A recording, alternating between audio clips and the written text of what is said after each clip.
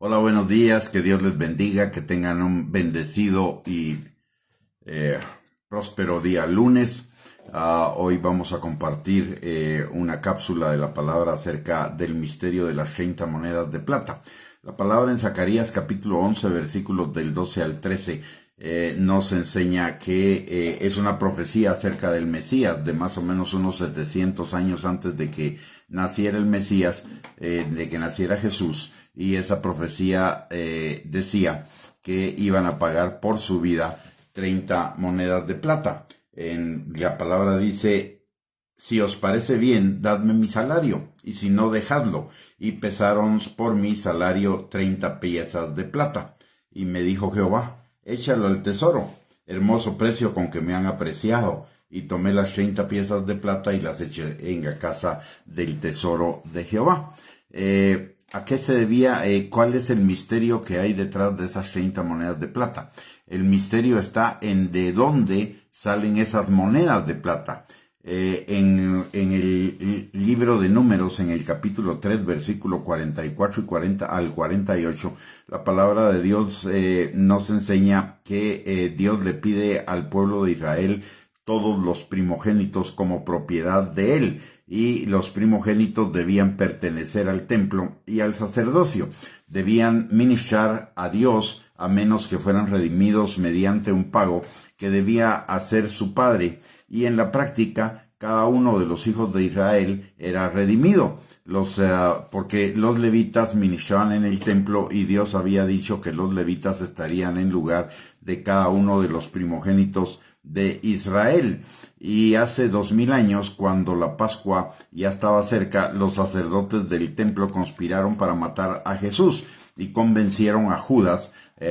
con un pago para que lo traicionara, y ese pago era 30 monedas de plata, como nos lo enseña la palabra en Mateo capítulo 26, versículos del 14 al 16, con lo cual se cumple la profecía de 700 años antes, pero hay algo mucho más allá de eso, y resulta que las monedas salieron de las arcas del templo que durante siglos habían recibido el pago de la redención de los primogénitos, lo que cada padre tenía que pagar para la redención de sus primogénitos en Israel era 5 monedas de plata, 5 ciclos o 5 monedas de plata, y Judas recibió 30 ciclos, eso quiere decir 5 por 6,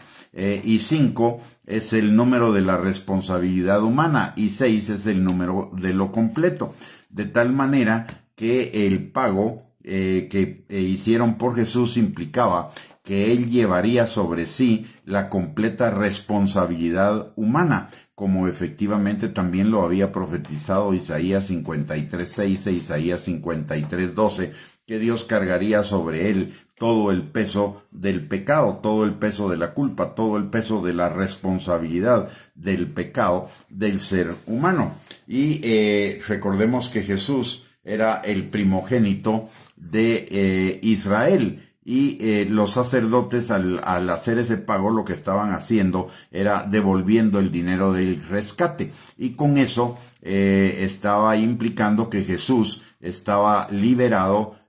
para el servicio a Dios. Con ello estaban reconociendo, aún que no fuera conscientemente, el ministerio de Jesús. Y Jesús a través de eso estaba listo para asumir entonces su sacerdocio, ya no según el sacerdocio levítico, ya no según el orden del sacerdocio levítico de que solo los levíticos podían servir en el templo, porque Jesús no era de la tribu de Leví, Jesús era de la tribu de Judá, y esto da lugar al sacerdocio, al nuevo sacerdocio. La palabra de Dios dice que habiendo un nuevo pacto hay un nuevo sacerdocio, y ese nuevo sacerdocio era según el orden de Melquisedec, y Melquisedec era rey de Salem, y Salem era Jerusalén, y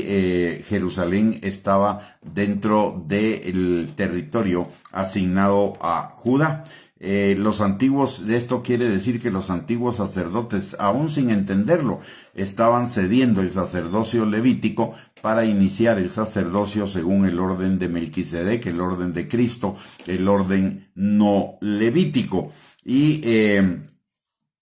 Desde ese momento, todos los que hemos sido salvos, que pertenecemos al Señor, estamos inscritos en los cielos en la congregación de los primogénitos, lo que lo dice en Hebreos capítulo 12, versículo 23. Y ese estar inscritos en el libro de los primogénitos no es solo para servir, no es solo para ser salvos, sino también para servir al Señor. Una vez que Cristo ofrece el sacrificio final, el sacrificio de la santificación de todos aquellos que somos salvos, inmediatamente también con ello no solo nos está abriendo las puertas al trono de la gracia para encontrar misericordia y gracia para el oportuno socorro, sino también nos está abriendo las puertas a la congregación de los primogénitos, y la congregación de los primogénitos es la congregación de los dedicados a Jehová, en representación de todo el mundo. Usted y yo somos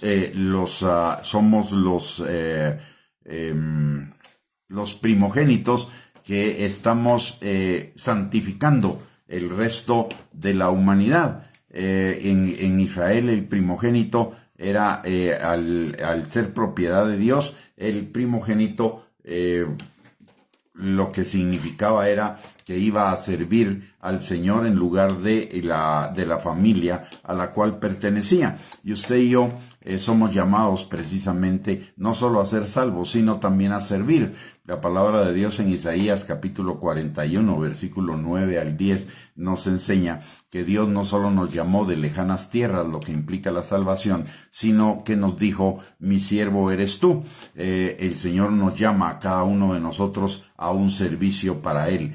Por eso la palabra de Dios dice que somos colaboradores de Él, reyes y sacerdotes, nación santa, pueblo escogido por Dios, para anunciar las virtudes de aquel que nos llamó de las tinieblas a su luz admirable. Y también en Marcos capítulo 10, versículo 42 al 45, la palabra de Dios dice, Jesús enseñando: ustedes saben que los gobernantes de las naciones y todos los que tienen sobre ella potestad se enseñorean de ellas, pero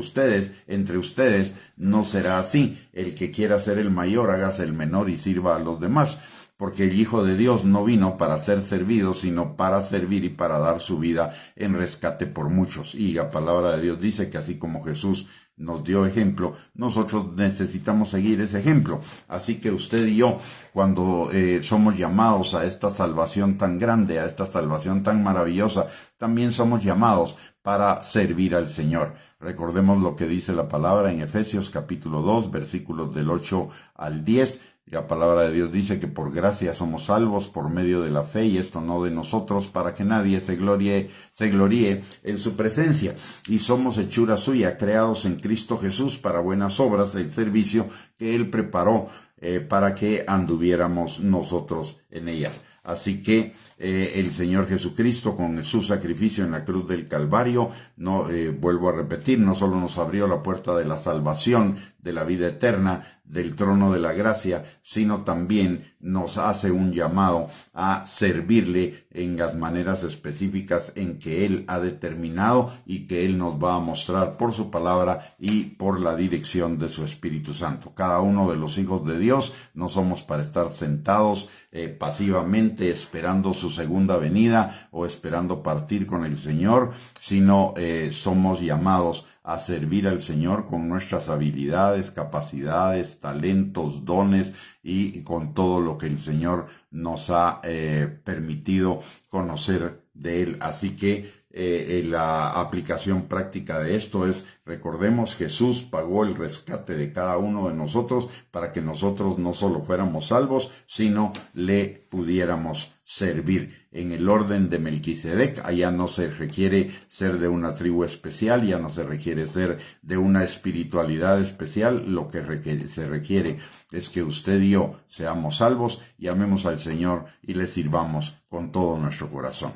Bendiciones, que tengan un bendecido día lunes, y si Dios lo permite, por la tarde nos vamos a juntar nuevamente para otra perla en la palabra de Dios. Bendiciones y un abrazo, y que tengan un lindo día.